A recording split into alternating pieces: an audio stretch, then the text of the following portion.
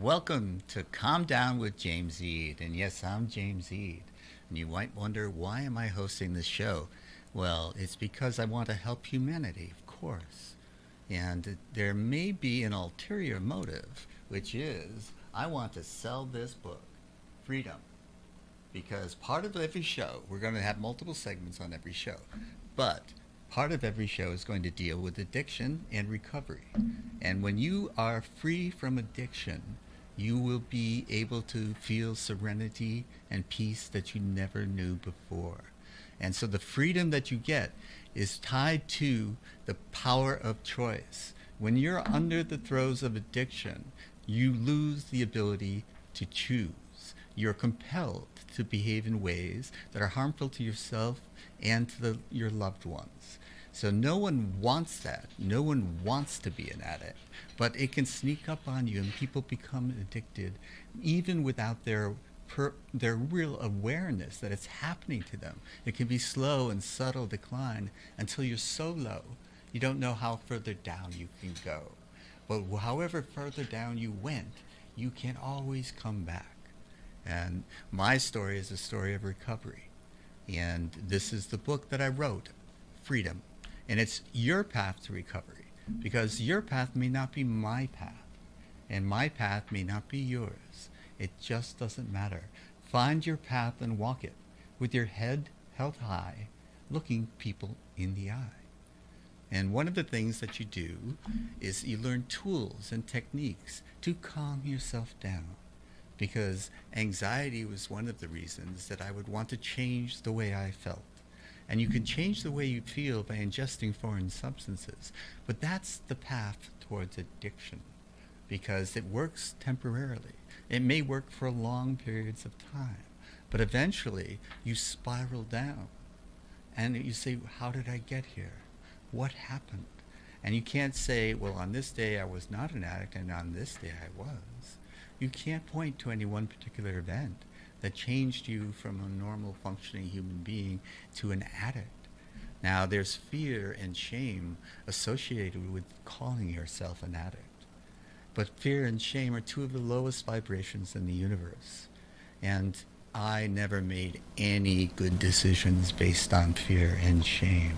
I have found that, like all emotions, they don't last. They're not permanent. And now I do not have to ingest foreign substances to change the way I feel, because I know I can just feel my feelings, and I have the tools and techniques that even if they're uncomfortable, I can calm myself down. So part of the show is going to be about how you can do it too.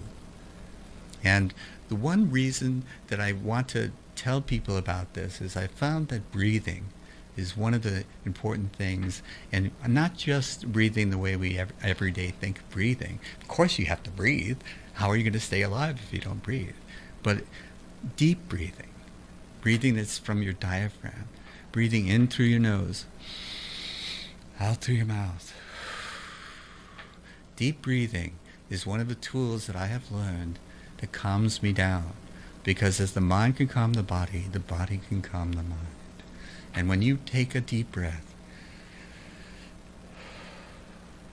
you can feel calmer. And if one doesn't work, take two. Two doesn't work, take three. Find what works for you, and then practice it.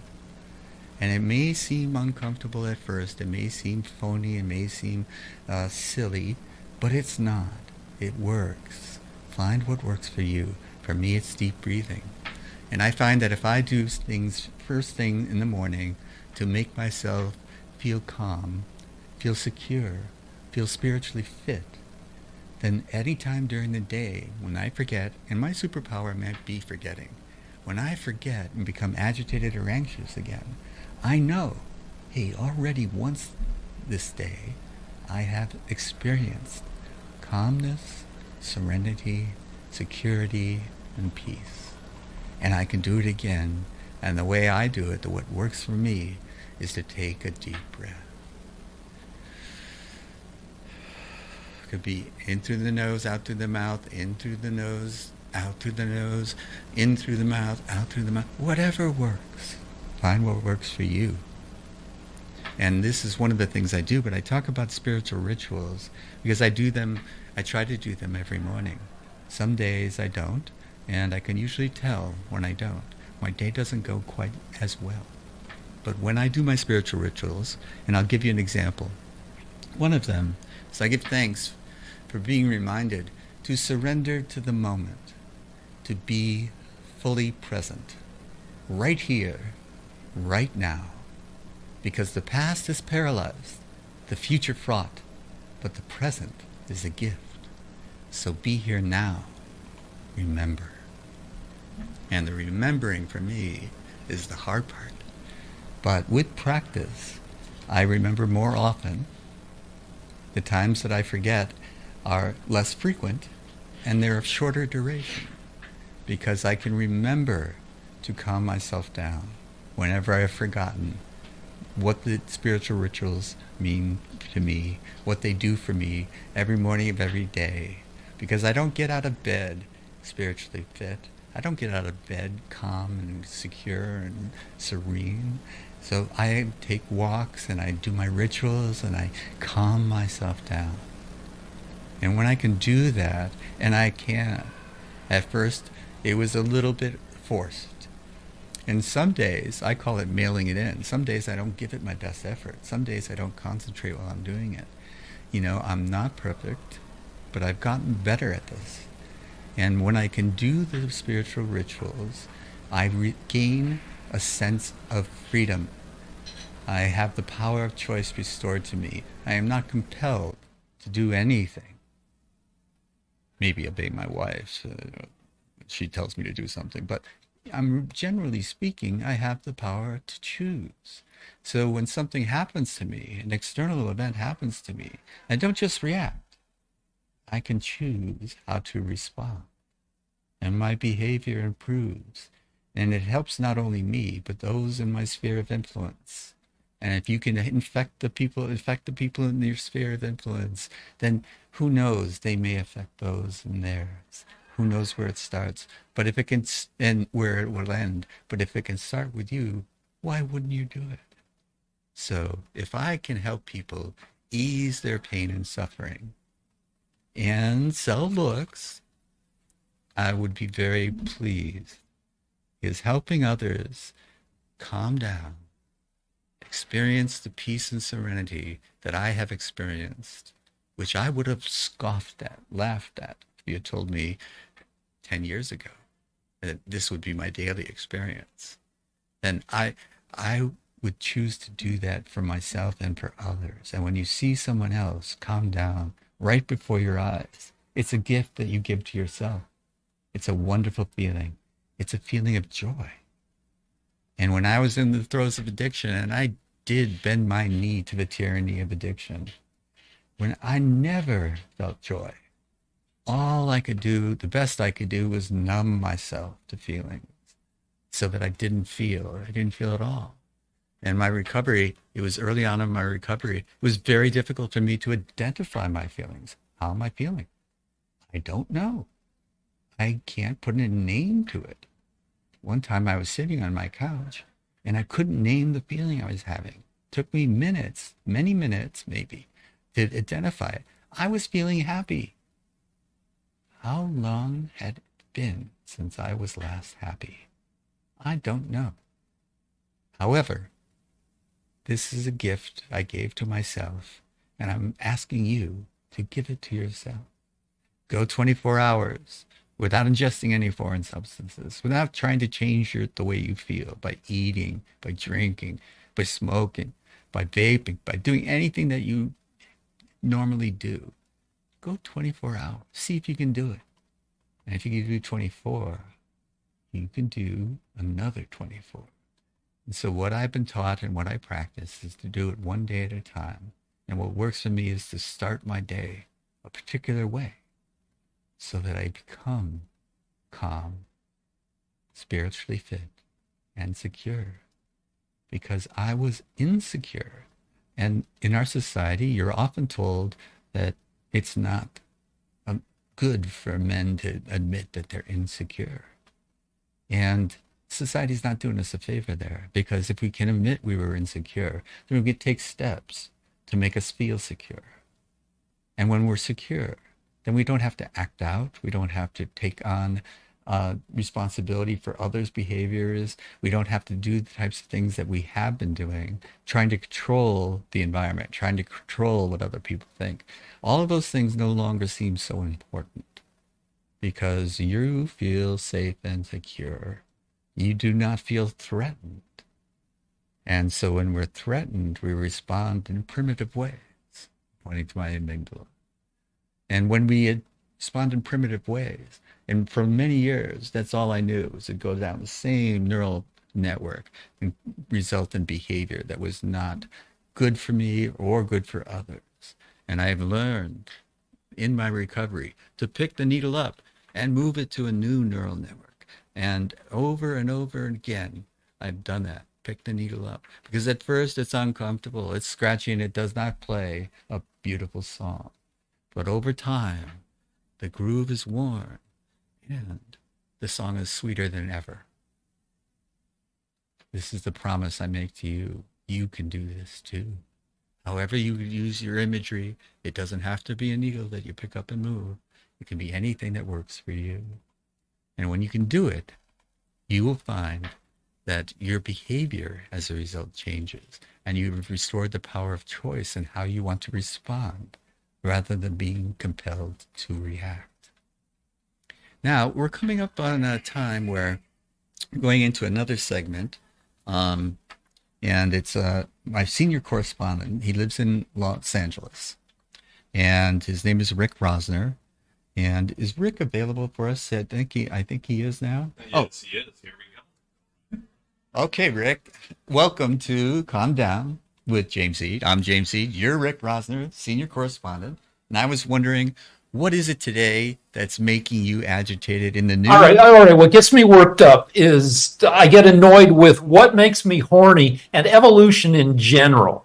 So the deal is that, we are like the billionth generation of organisms that have perpetuated their species via sex. So, we have a huge libido, a huge sex drive, which is not your friend. Most of the time, your brain is looking at the world around you and making decisions that benefit you, helping you make good decisions.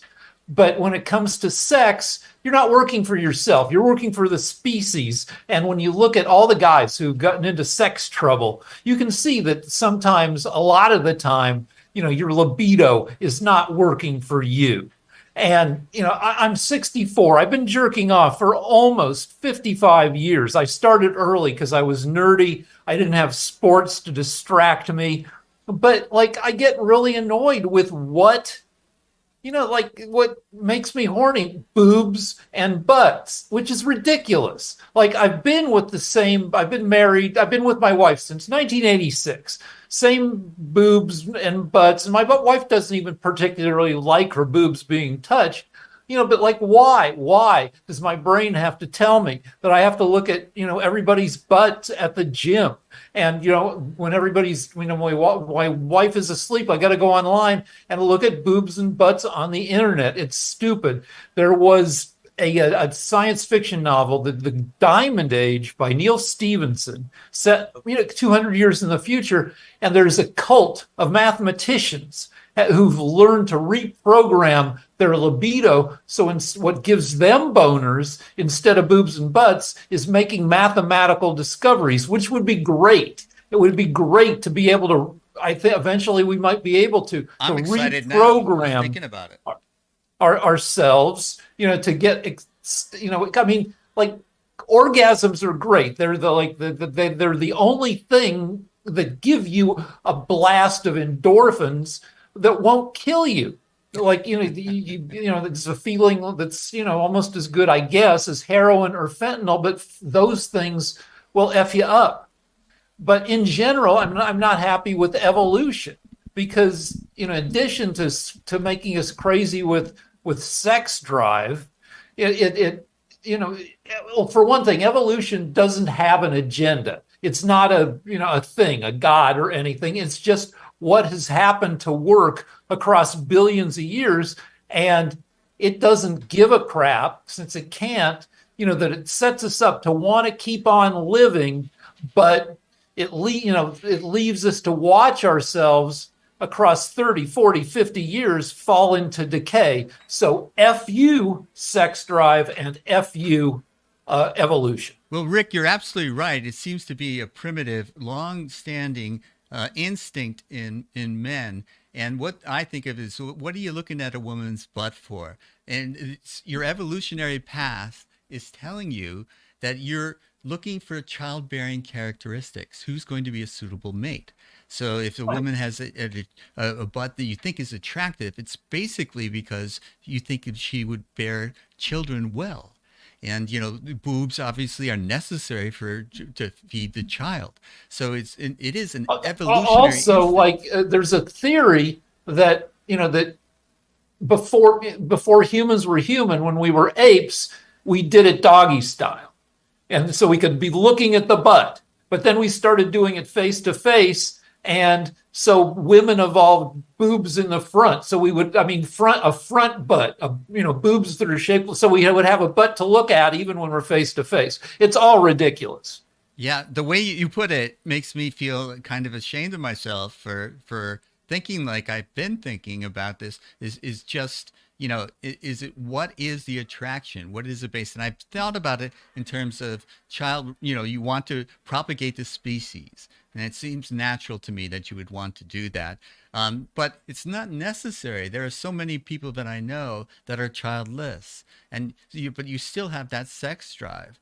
And what I want to know is when you find yourself worked up about this kind of thing, what do you do to calm yourself down? Well, you can tell where this is going. Of course, I calm myself down by jerking off, and then I fall asleep for an hour. Okay. All right. So we're not recommending that as your go-to, but if it works for you. Well, especially, if you're out in public. There are social norms that we must observe, whether we like it or not, and that might be one of them. And though what's happening is people are having less sex, yes, and fewer babies, yes, and that may actually save the world. That the peak humanity has been moved up when we're going to have the most humans ever on the planet. And then from then on, it's going to go down. We're so distracted with entertainment, and there's so much that people are just not going to the trouble of coupling up anymore. Well, that seems so to be it's true. been moved up from the year 2100 to the year 2060, which is good in terms of climate change and stuff like that. Well, it seems to be true in the United States. We've often blamed like social media and, constantly on your phone, people texting each other even when they're walking together or talking to each other on their phones while they're together. But, this is true in China, Japan as well. There's a tendency for people to not be as focused on having children as my parents were in their generation. It was unquestioned in their generation. And in my generation, they questioned it. And now the younger people are feeling less secure about their future.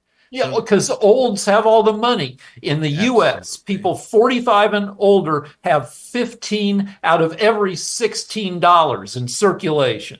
94% of privately held assets belong to the olds. And so everybody's got in the 50s, a lot of people could look forward to, getting a halfway decent job and moving into a starter home. Yeah. Now the Gen X's and millennials are in, crappy studio apartments. Right. Because how do you get started? I've often wondered this. Like, I live in the Bay Area, the San Francisco Bay Area, and the home prices, I have always said, I thought they added an extra zero by mistake. How do you get started in that kind of environment? So it's got to be discouraging. Move in, you share an apartment with 6 other web developers. Right. Or you wait on tables and you can afford what you can afford, which is almost nothing unless you share it with others and pool your resources. Or you live in your car. Yeah, which people do. And I'm afraid that, growing up in the 60s and 70s, I was like thinking that, my future was bright. but I encounter people today and they think that their future is going to be worse than their present. And so why would you be so motivated to bring children into a world that's getting worse?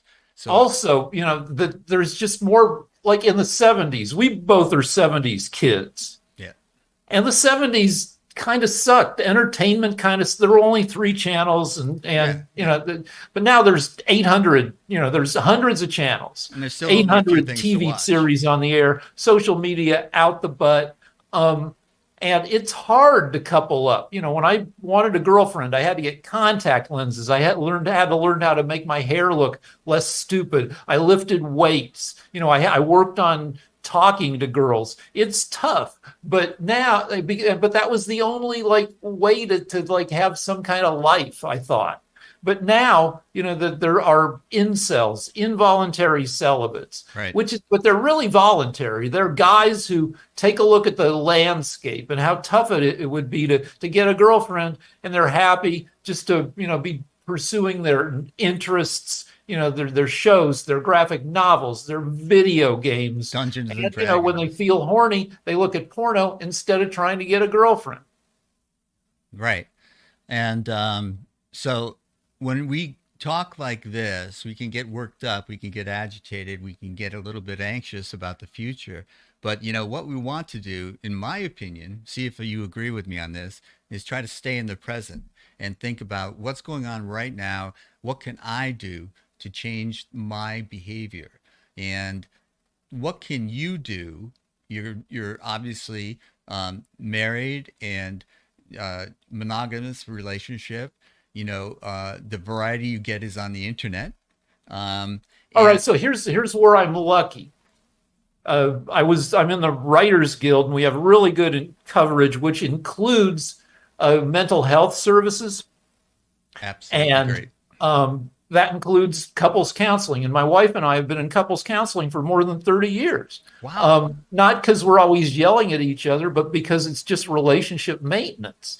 And my thinking is that you like your libido tricks you into dumping your old wife and getting a new younger wife because it would be easier to have an orgasm with somebody new and exciting.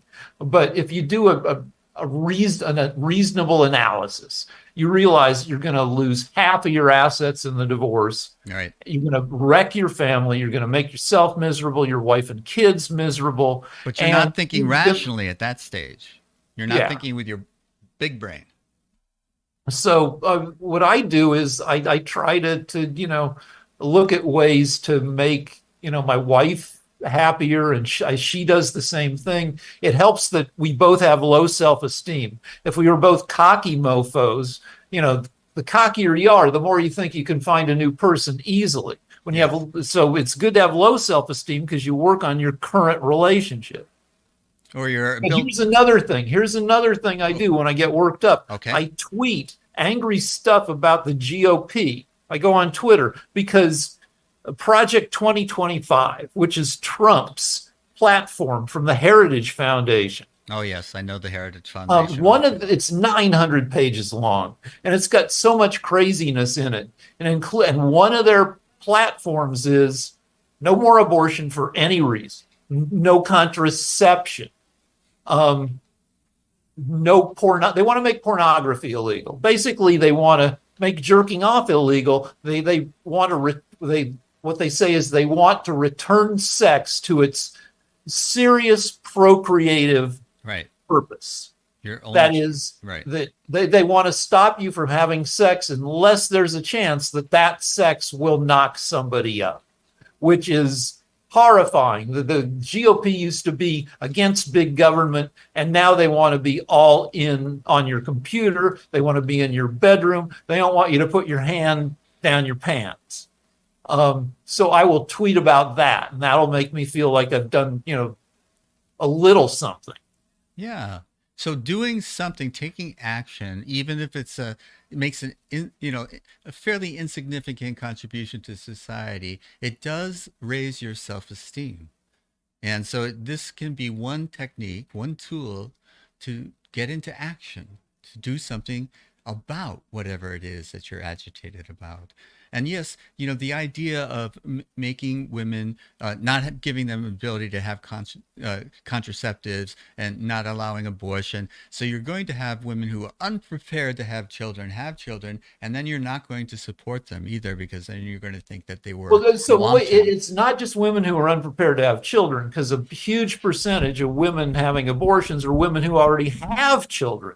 So they're prepared to have the children they have. Right. They're not prepared to screw over themselves and their families by bringing extra kids in at this point. Or that's a good point, a great point, Rick. Or they could be very young and not ready to take the steps that are necessary for motherhood.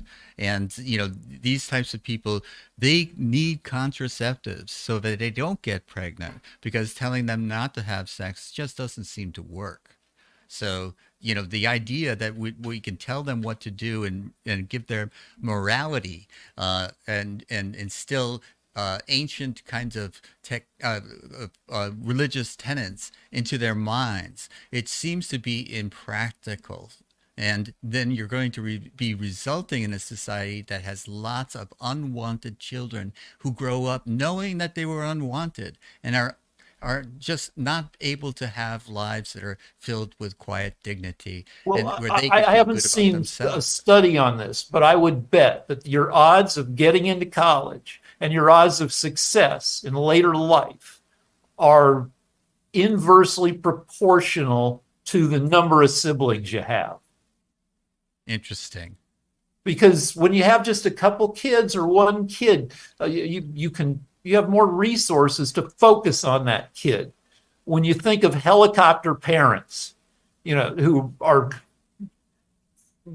really focused on helping their kids, make it in life, you don't think of helicopter parents having like 8 kids. That's true. Although the helicopter parents may be some good, some bad. But how many siblings did you have, Rick? It was the 70s, so I had 4 siblings, but nobody had the same 2 parents, because everybody was just getting married and divorced and married to somebody else. Is this an LA thing, Rick? No, this was Colorado and New Mexico. So I have a half brother on my mom's side, half sister on my dad's side, an adopted step on my dad's, and an ex step on my dad's side. I get you. Very, very complex. So do you feel that you were not shown attention or you did not get the resources you needed to growing up? No, I got them, except that parenting wasn't a word yet. Yes. And they weren't trained on how to do it. My Albuquerque family was chaotic. And my Boulder family was depressed. This is stuff that I didn't figure out till decades later, but we were same here. Everybody did their best for everybody in my Boulder family, but we all had the sads. Yeah. That's very, and I think it's something that we should not be ashamed to talk about. Growing up in a dysfunctional family, it's not something that's shameworthy or that you want to avoid. You want to accept it, know it, feel it. Well, it was good for me because I had 2 different families with visitation, 11 months of the year with the sad family, 1 month a year with the chaotic family. And it taught me different ways of being. And maybe, like, I've been married now for 33 years. Yeah. And it made me want to do a better job of it than maybe, my parents had. My wife, even more so, she feels like she didn't get what she wanted from her mom, and that has made her like just an insanely not a helicopter mom, but just a super conscientious mom. Okay. And how many children does she have? We have 1. 1. Okay. So you're able to devote the resources and attention necessary to raise that child. Yeah. Also, if you want to pass on generational wealth, it's easier to do if you don't have a ton of siblings fighting it out. All right, Rick. Well, thank you very much for coming in from LA via Surely. Zoom to join us today. And I'll see you next week. And we'll see you next week. Great job, Rick. Thank you. Do you want to plug anything? Does Rick want to plug anything? Sure. You can look at my angry stuff on Twitter at Dumbass Genius is my name. Dumbass Genius. I love it. And then where's your art? It's on your wife's Instagram page. Micro, MICRO _ niceties, NICETIES. Okay. Thanks All for right, my producer there doing my job for me. All right, thank you. Bye. All right, bye-bye. All right. So the next segment of the show, many thanks to our senior correspondent from LA, Rick Rosner, is going to be I talked last week about affirmations, and he's going to speak a little bit about affirmations, but he's also going to speak about the yamas and niyamas.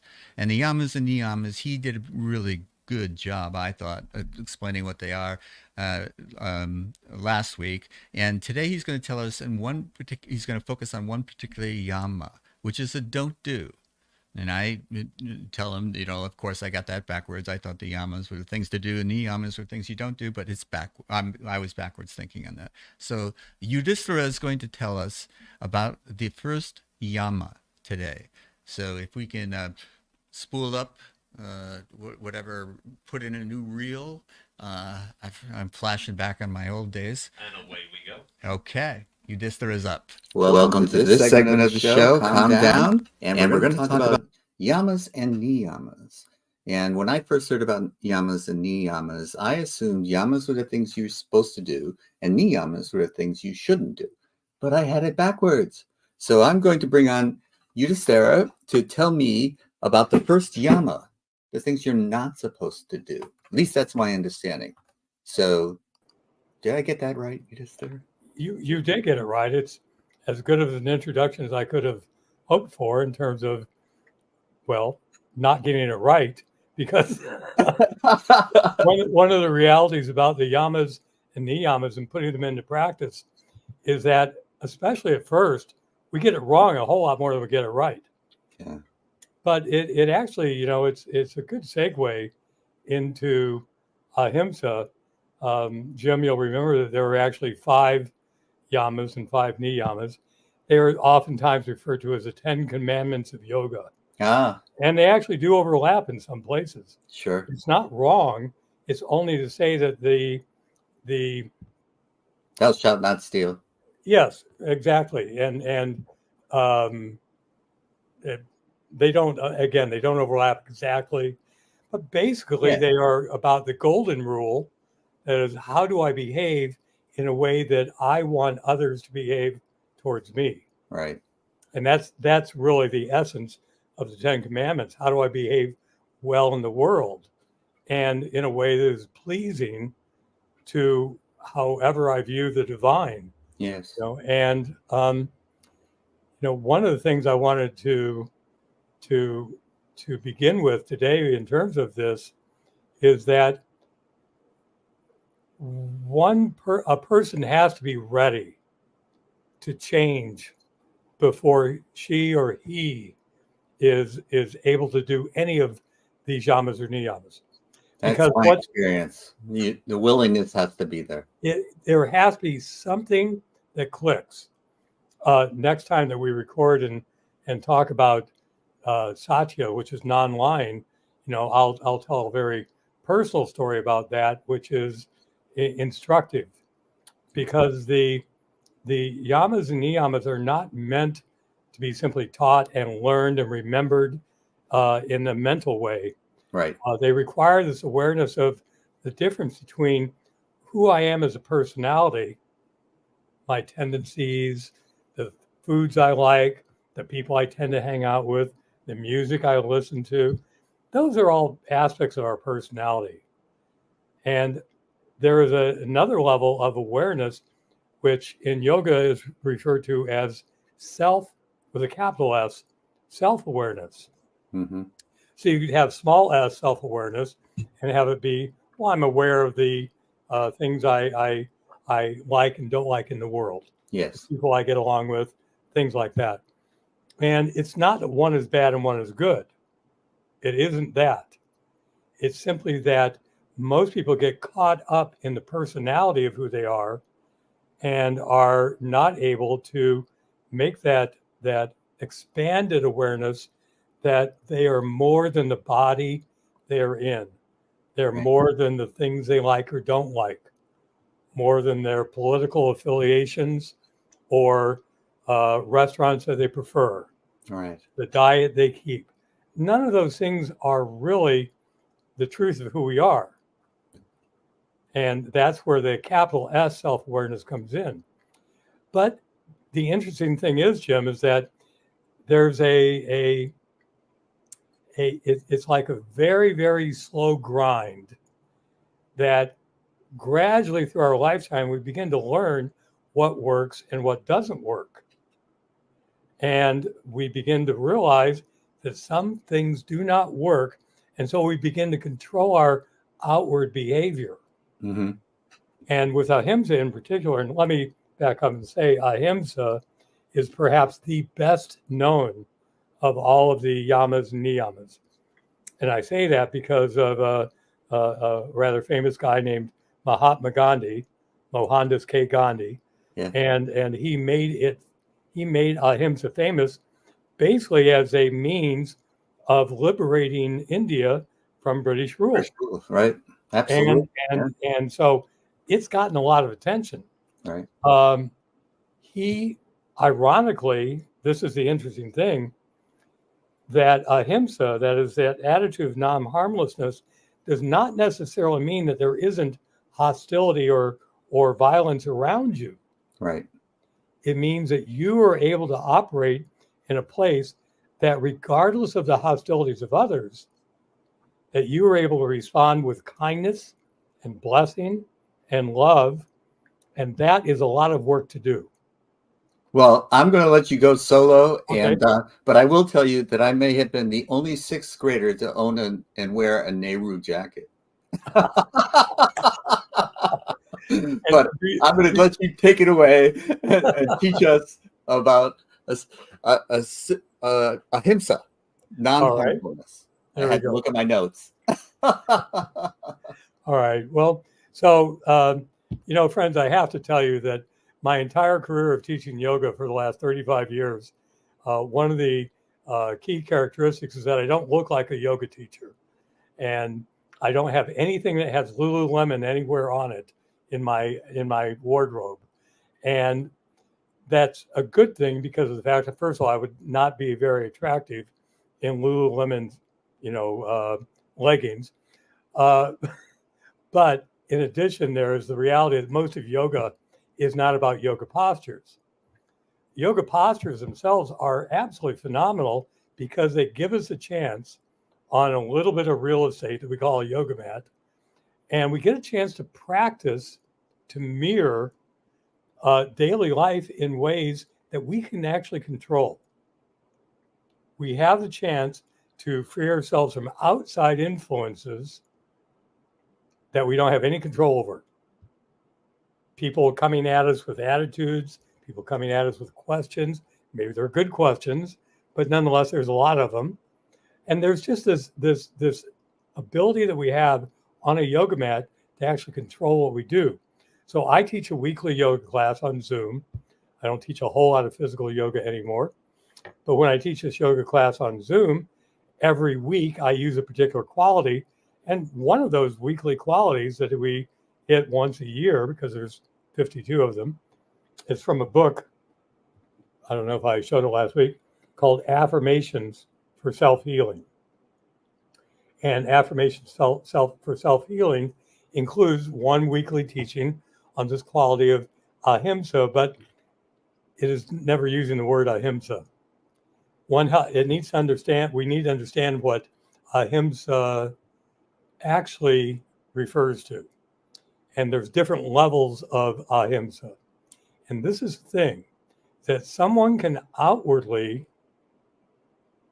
be causing no harm. And that's essentially what ahimsa means, non-harming. One can be outwardly, of course, not breaking things, not hitting people, perhaps not even speaking angrily or meanly to them. That doesn't mean that the practice of ahimsa has been perfected.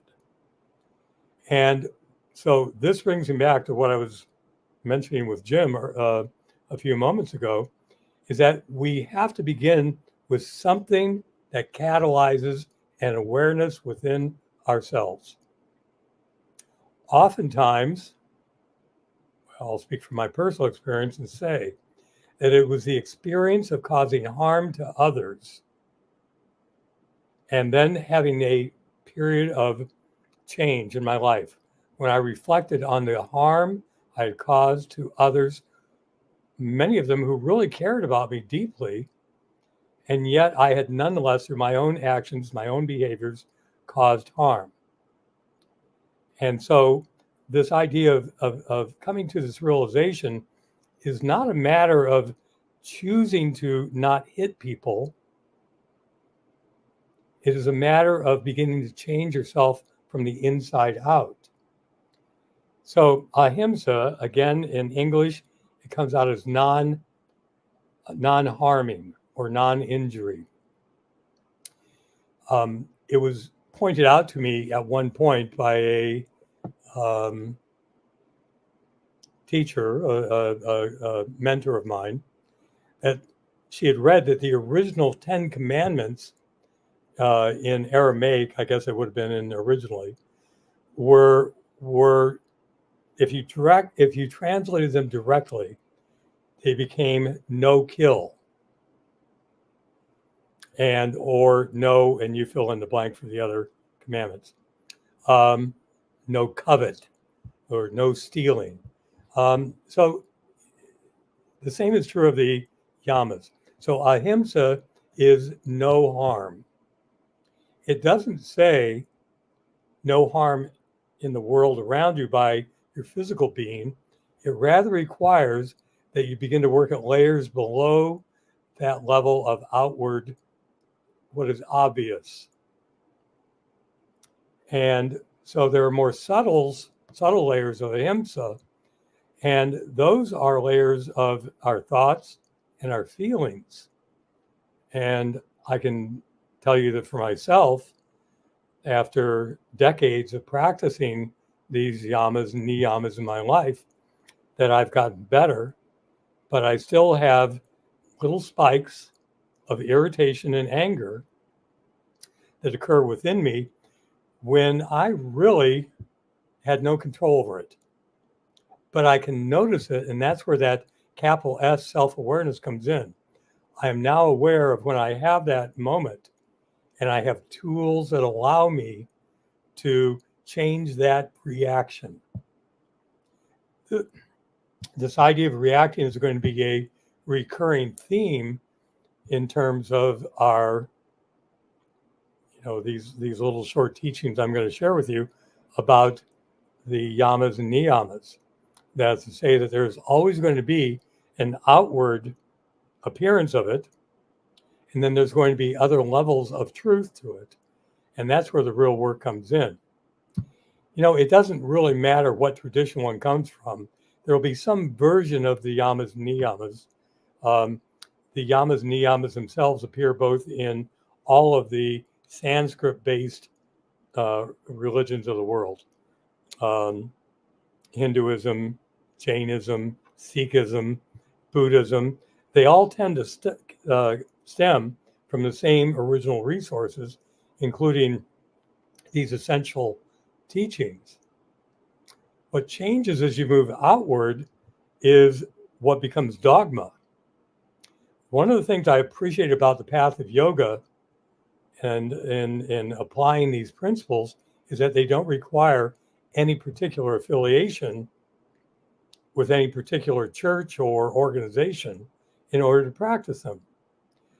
That being said, there are some organizations with whom it is helpful to be aligned because the people around you, the culture of people around you, help support you so that when it comes to this practice of ahimsa, causing non-harming, I live in a place called the Ananda community in Mountain View, California.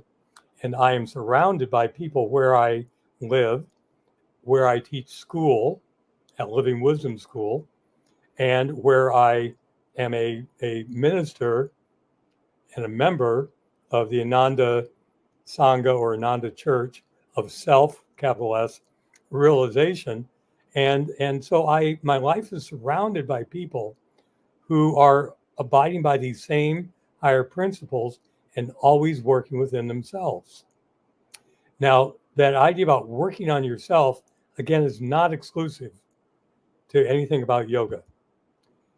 The idea about working on oneself, my dad he had mystical inclinations. And at one phase in his life, he ended up studying a couple of Russian mystics, G.I. Gurdjieff and P.D. Uspensky. And, there was this picture that came out of, I don't know which guy it was. These guys were very mental. It was a little bit dry, but nonetheless, the essence was the same guidance that I'm sharing with you.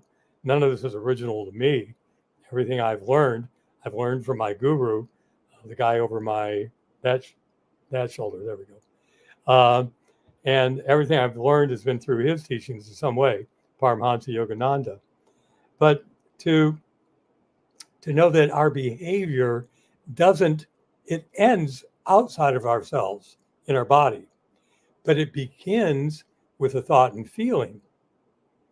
And so there are tools that we can use that are actively good at weeding out the reactions that we tend to have, that we've acquired in yoga terms, not only within this lifetime, but from other lifetimes, reactions to certain events, certain situations, certain people, reactions that have been built so deeply within us that it takes a very bright light of self-awareness in order to be able to identify, there is a source within my heart, a feeling that arises that makes its way up into my brain and becomes a thought, and that then is very easily translated into a physical act.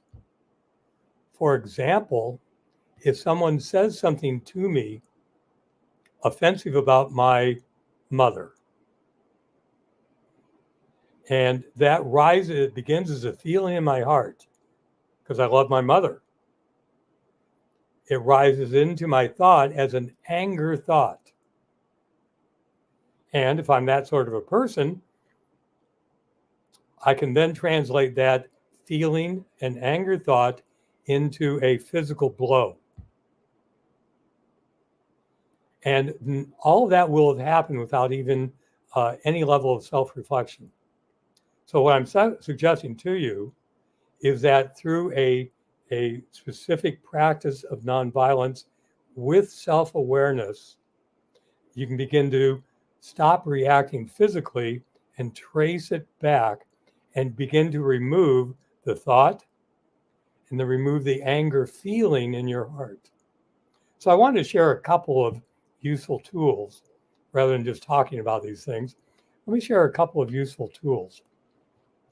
In Ananda Yoga, the style of yoga that I teach and train other people in and practice as yoga therapist, one of the basic principles, or basic yoga postures rather, is one of a seated twist. So if you can imagine sitting cross-legged, picking up your left leg, planting your left foot on the outside of your right thigh, bringing your right hand over to your left thigh, you lengthen, and then you rotate. So you're looking over your left shoulder. And so your heart is wide open on the side of your body that you've opened. And everything else is pushing energy down to your heart and energy up to your heart. And it feels really, really compressed right here in the heart center. And your eyes can close or open. But here's the affirmation. I radiate love and goodwill to soul friends everywhere. I radiate love and goodwill to soul friends everywhere.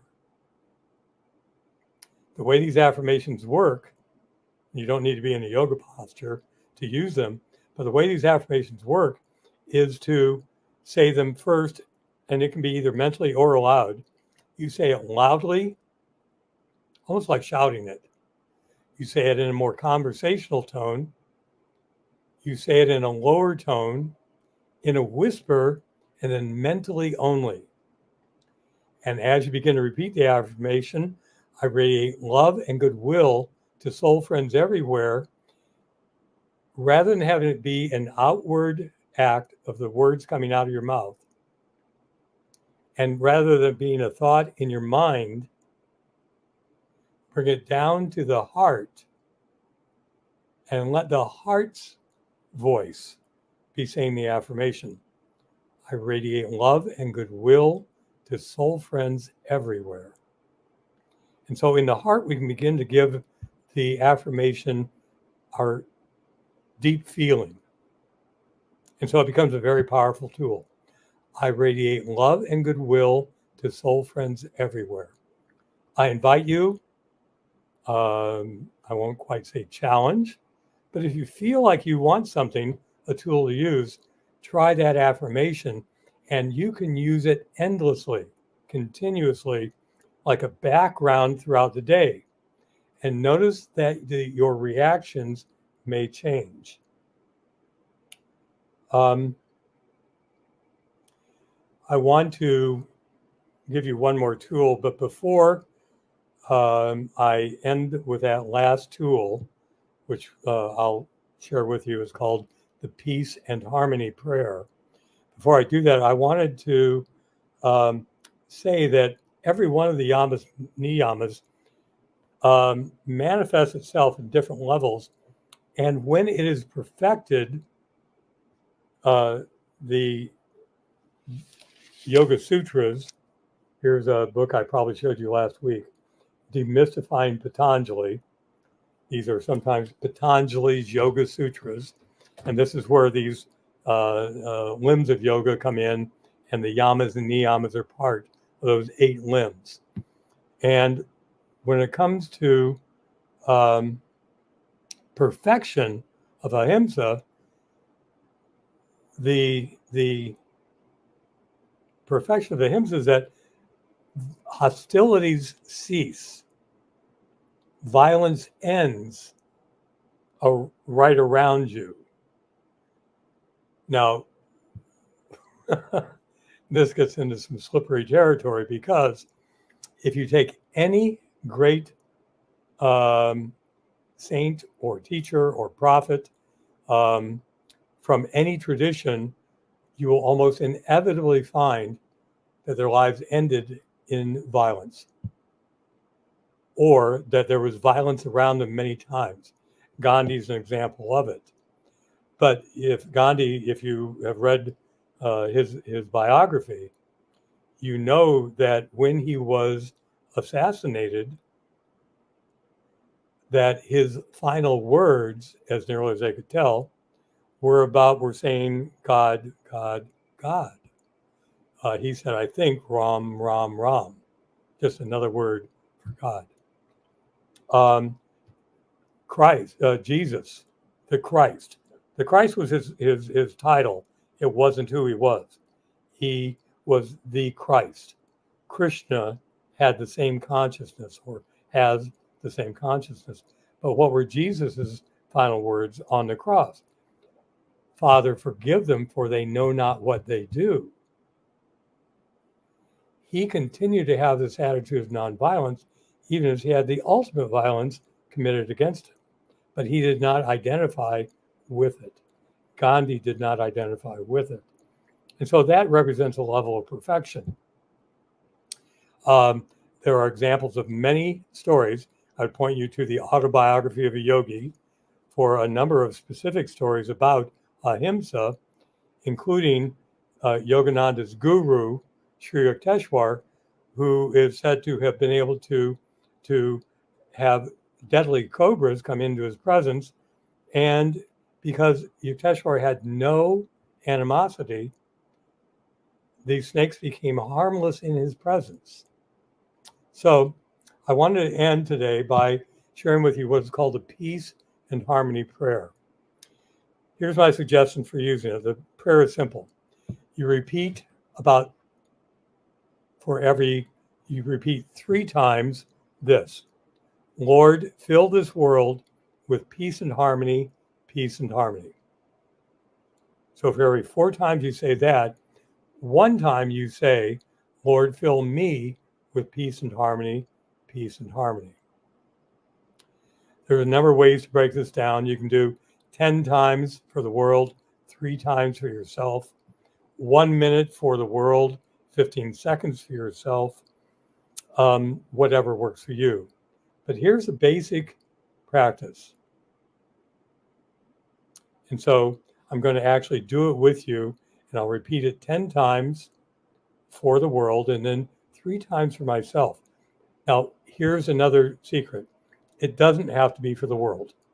If you're in conflict with someone in your family, your workplace, whoever it might be, someone who has had road rage on the car on your way to work, cut you off, whatever it is, simple things.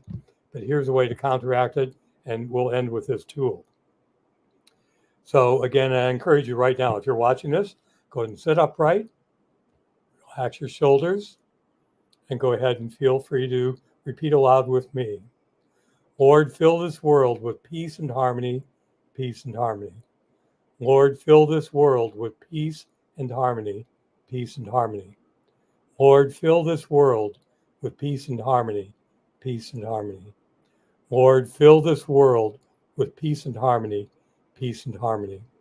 Lord, fill this world with peace and harmony, peace and harmony. Lord, fill this world with peace and harmony, peace and harmony. Lord, fill this world with peace and harmony, peace and harmony. Lord, fill this world with peace and harmony, peace and harmony. Lord, fill this world with peace and harmony, peace and harmony. Lord, fill this world with peace and harmony, peace and harmony. Lord, fill me with peace and harmony, peace and harmony. Lord, fill me with peace and harmony, peace and harmony. Lord, fill me with peace and harmony, peace and harmony. And so blessings, friends, in peace and harmony. And I will look forward to seeing you next time.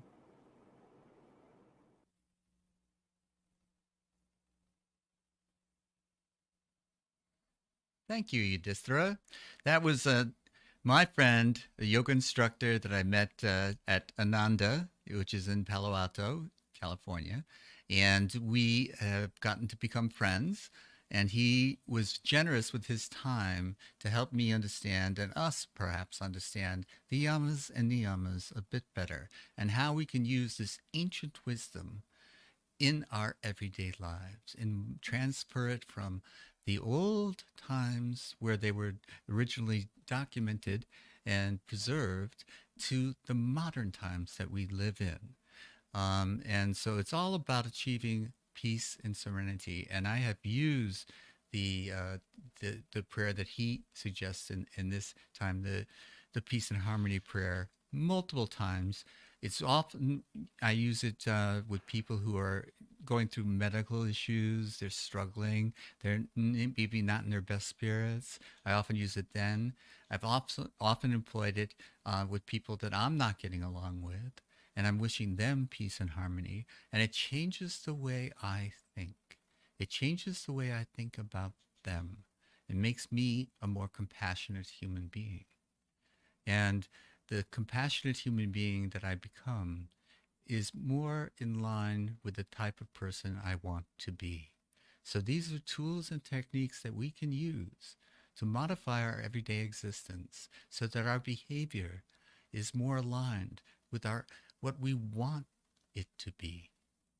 And I don't want to behave like a jerk. Sometimes I do. So how do I become more capable of being less jerky, less often, And it's doing things like practicing these little affirmations, practicing these little prayers, practicing these little rituals that I have. Now, these rituals that I've developed, they're not in a book, they weren't online. I did it through a process of trial and error. I noticed what was agitating me and I would work on it. I would say something that was a positive affirmation or something, or a little prayer to help me deal with this. And I would ask help. I would surrender to the moment, as we went in earlier. Different things for different problems. And I would often find myself no longer needing them. And so I would dismiss them. They no longer served. The problem that I was struggling with has gone away. It's resolved itself. And I've added new ones as new challenges arise. So nothing is set in stone. You can add and subtract, but it's your inner resonance is going to be your guide. Does it help you? Keep it. Does it not? Maybe it doesn't serve. So let it go. So this has been Calm Down with James Eade, live out of Edge Studio in San Francisco. And the reports of San Francisco's demise are greatly exaggerated. San Francisco is alive and thriving. And Edge Studio's been generous with their time, giving me the opportunity to talk to you about the things that I want to talk about. And one of them is to buy this book. The Freedom book that I wrote is all about finding your path to recovery. And it's not just for people who are suffering from addiction. It's those that have people that have addiction in their lives, because it's a family affair when addiction affects, because it affects not only the addict, but all those who love them, all those who are in their sphere of influence. So by all means, buy the book. And if you want to give a review on Amazon, buy it from Amazon. But Barnes and Nobles can also be a resource, and you can find it in other places. Whatever your bookstore of choice is, I hope they carry it. But right now, we're going to close. Divya Love Rise is also someone I met at Ananda. Ananda is a yoga studio, which is how I first got there, and also a temple, a spiritual place, speaking about life wisdom. And I've learned a great deal, and I'm happy with my association with that. And so Divya will take us out and tell us how to calm down. Welcome to the final segment of Calm Down. And I want to introduce to you, my loyal listeners and viewers, Divya Love Wise, that wise yogi. And I would like you, at the end of every show, I'm a little bit agitated and worked up and all that kind of stuff. And I was wondering if there's something that you could do to calm me down. Could you just say goodbye to us in any way that you see fit? Sure, I would love to. I will take off and let you do that. Thanks again. Okay. Well, bring yourself into a comfortable seated position, feeling your feet on the floor and letting your hands rest in your lap.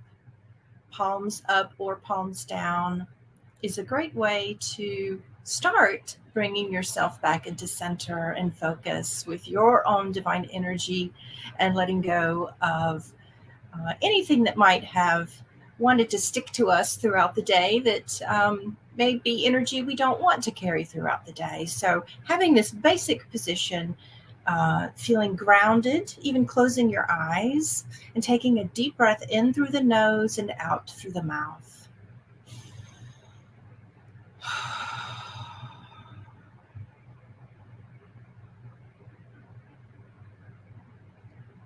And one of the ways we can bring ourselves back to center is observing with our senses what we can feel, the temperature of the air in the room, observing any sounds that you hear.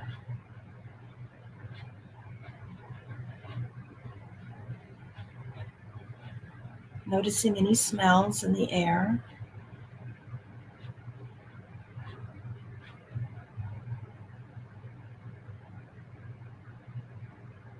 And then bring your awareness to your breath.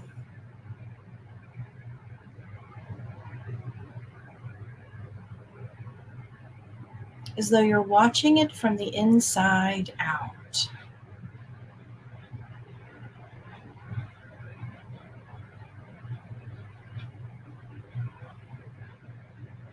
watching the inhale wash into the body and watching the exhale wash out of the body, just like the waves of the ocean as they wash onto the shore.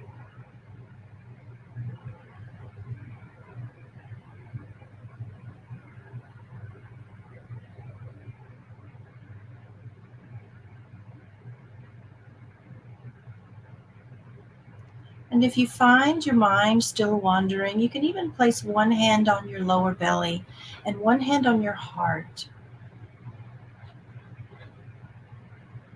so that you can feel with your hands this breath washing in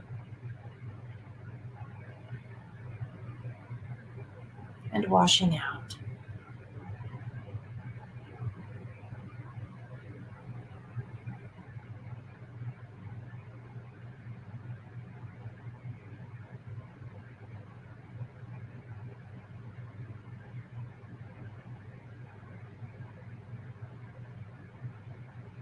And with your mind's eye, visualize this inhalation and exhalation as an internal shower, clearing away your energy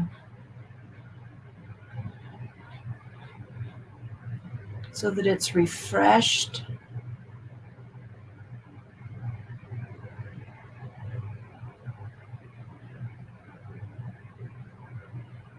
it's rejuvenated,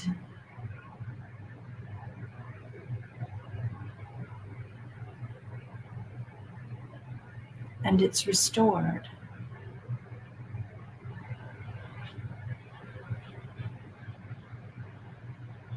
Releasing your hands into your lap, just give yourself a few seconds of pause in this return to peace, enjoying it.